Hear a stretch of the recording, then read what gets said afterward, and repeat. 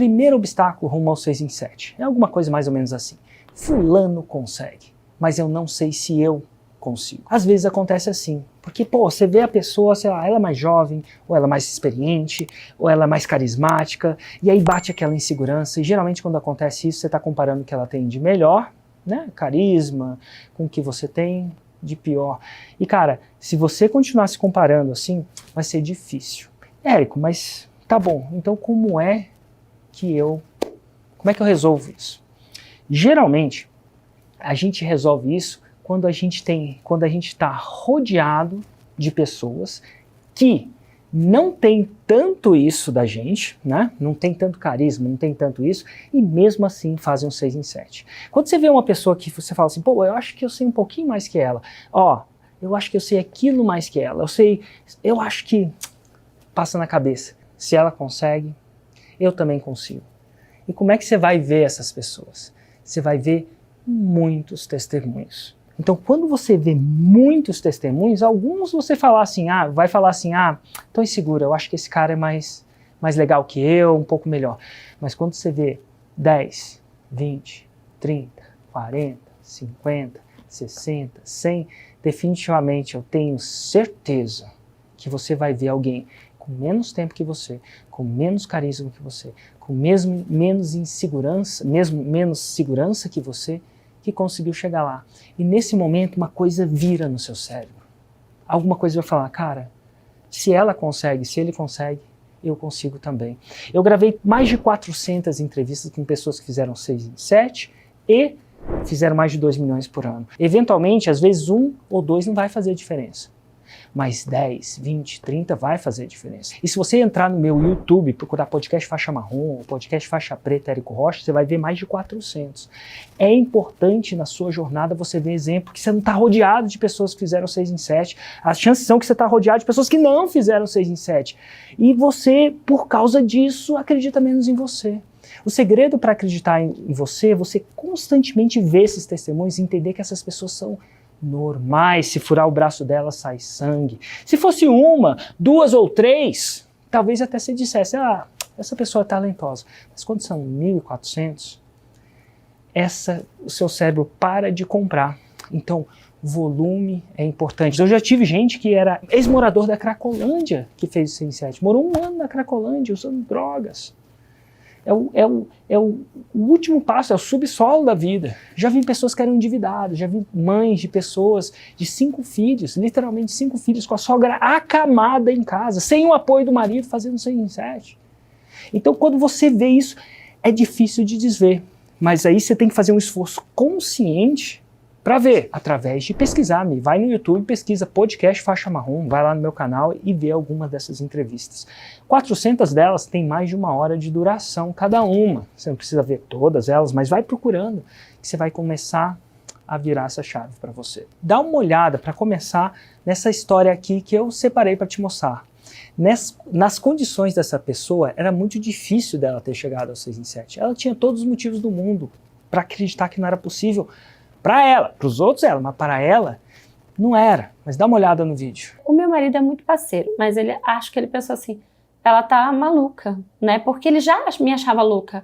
Porque o curso mais caro que a gente tinha comprado era tipo 4 mil e eu tinha acabado de comprar um curso de 10. Eu tinha uma sede de fazer dar certo, até dar certo. E tinha os meus 5 filhos, e assim os meus filhos têm o Theo, que hoje tá com 6, né? Fez 6 agora. Tem o Vitor, tá com 17.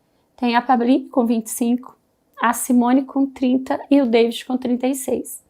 Então, assim, eu tenho filhos em quase todas as idades e as pessoas acham que isso é fácil, mas são viver problemas em fases diferentes. Porque o adulto tem problema com a esposa, com o marido, aí o outro tá fazendo cursinho pré-vestibular, tá fazendo Enem, paz, aí o outro tá na alfabetização. E aí eu tava no meio de tudo isso com o Theo doente.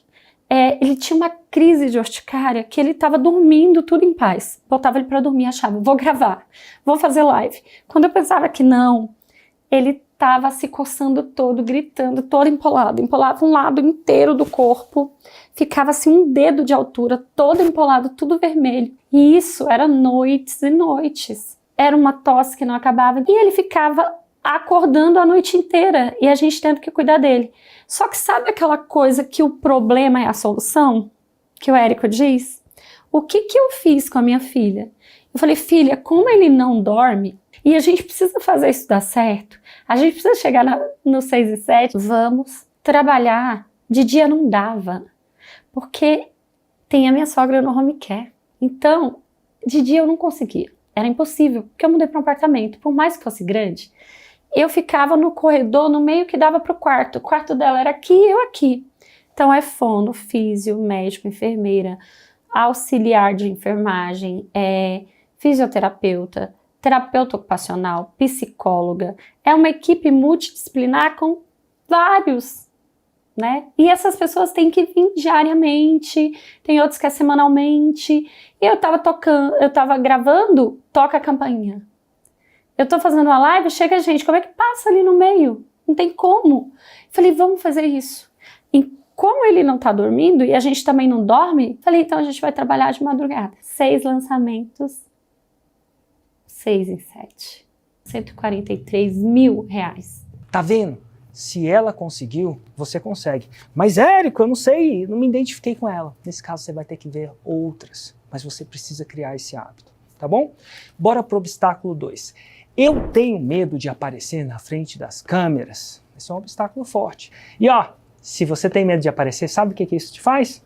Isso te faz uma pessoa normal, porque esse é um dos maiores medos de toda a humanidade. Se falar que não tem, a maioria de nós estaria mentindo. E ó, isso é super comum na maioria das pessoas e tá tudo bem. Segura essa. Você não precisa ficar nas frentes das câmeras ou aparecer em qualquer câmera nenhuma para chegar ao seu 6 em 7.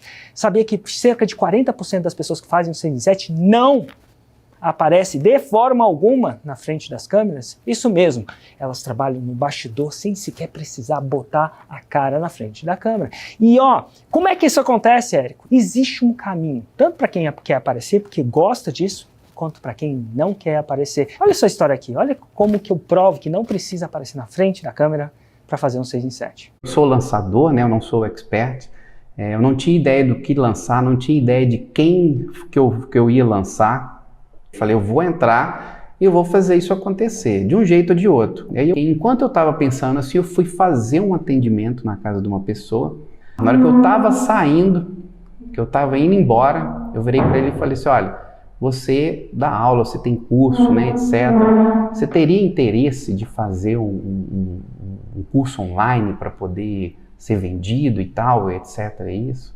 Ele falou assim, ué, isso me interessa. Aí sim, nesse lançamento a gente chegou no 6 em 7. Foi 114. Tá vendo? Não precisa aparecer na câmera para fazer o 6 em 7. Essa história é uma das várias provas que eu tenho. É totalmente possível ficar nos bastidores, tá joia? Érico, eu não sei por onde começar. E provavelmente pode ser que você já tenha tentado aprender sozinho, se deparou com um monte de informação diferente, tudo bagunçado. É pior, cada lugar que você procura, você encontra uma pessoa que te fala uma coisa diferente. Isso te gera uma confusão, não tem como saber por onde começar.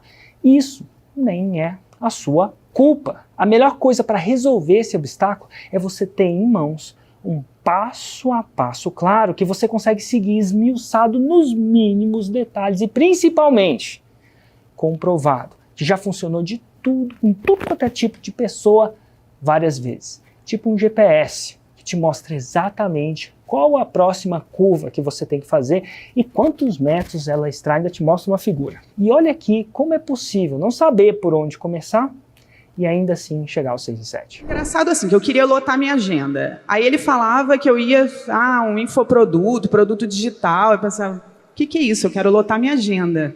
Aí eu pensei, eu quero comprar. Eu não sei nem por que eu quero comprar, mas eu quero comprar. Eu não sei nem o que eu vou fazer lá dentro, mas eu já estou a fim de comprar. Eu não sabia nada. E aí, quando eu entrei e vi o material, eu não sabia nem o que eu ia lançar. Eu cheguei até a escrever, né, fiz um comentário lá no seu lançamento. Falei, esse curso é para mim? Eu não tenho ideia, não tenho nada, não tenho lista. Não sabia o que eu estava fazendo ali. Eu queria ter cliente de coach, queria ganhar dinheiro com isso. E aí, quando eu entrei, nos primeiros 30 dias, o que não faltava era ideia do que lançar. Algo que eu nem fazia ideia do que eu ia fazer e de repente era tanta ideia, que era rabisco no caderno, era tanta coisa que aí eu fiquei confusa do que eu ia lançar. No 5º lançamento eu fiz 129 mil. Tá vendo? E tem um monte de histórias como essa, esse é só um começo. Pessoas que não sabiam nem por onde começar, mas seguiram o passo a passo, um passo de cada vez, focando no próximo passo e sim conseguiram chegar ao 6 em 7. Agora eu vou para o próximo obstáculo. O próximo obstáculo é: entendo nada, zipo de internet. Eu vou te contar uma coisa que talvez passe a ser uma surpresa para você. A maioria das pessoas que começam e conseguem fazer o 6 em 7 começaram sem saber nada.